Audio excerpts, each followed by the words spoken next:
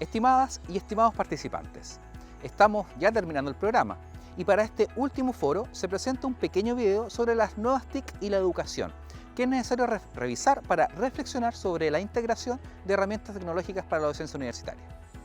A continuación, veamos el video.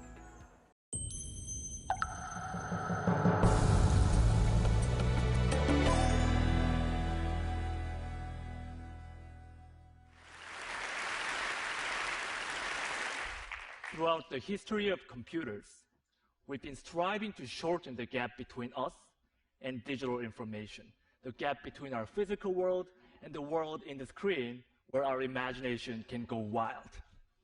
And this gap has become shorter, and even shorter. And now this gap is shortened down to less than a millimeter, the thickness of a touchscreen glass.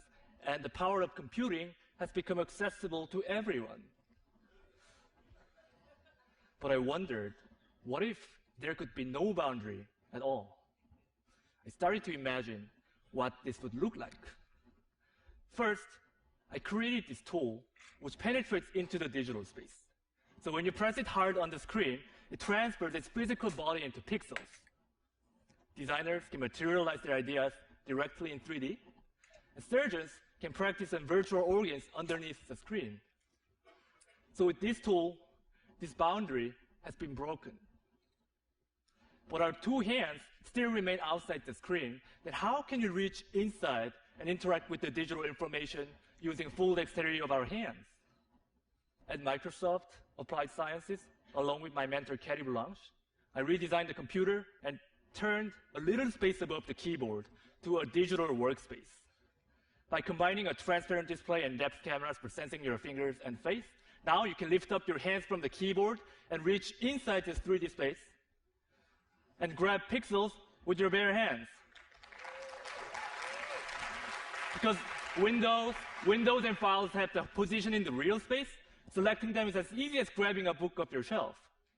Then you can flip through this book while highlighting the lines, words on the virtual touchpad below each floating window. Architects can stretch or rotate the models with their two hands directly. So in these examples, we are reaching into the digital world.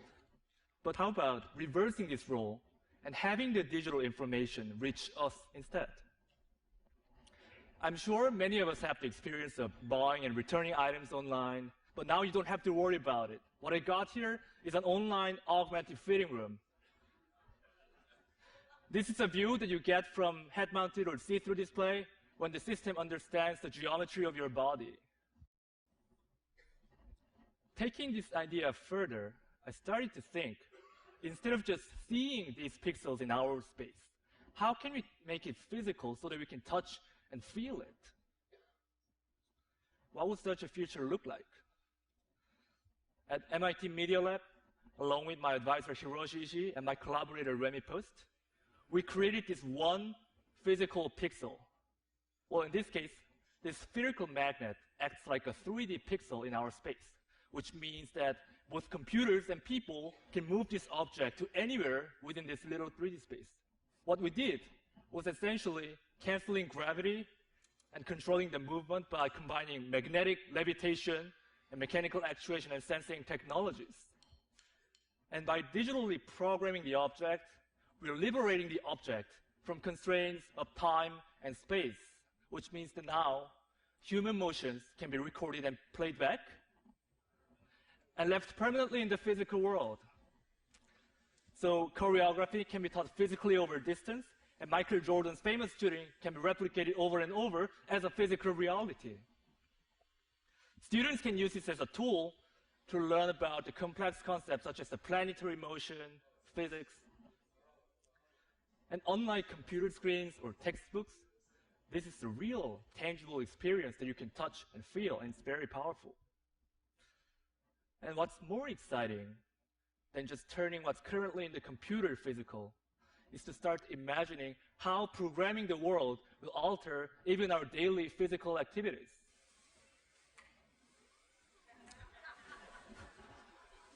As you can see, the digital information will not just show us something, but it will start directly acting upon us as a part of our physical surroundings without disconnecting ourselves from our world. Today, we started by talking about the boundary. But if we remove this boundary, the only boundary left is our imagination. Thank you.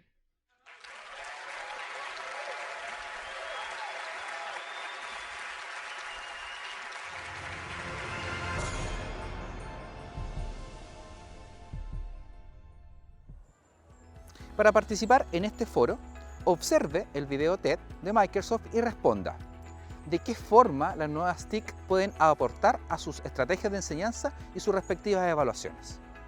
Recuerde responder a esta pregunta y comentar a un compañero o compañera. Como siempre, estaré atento a sus consultas. Nos vemos.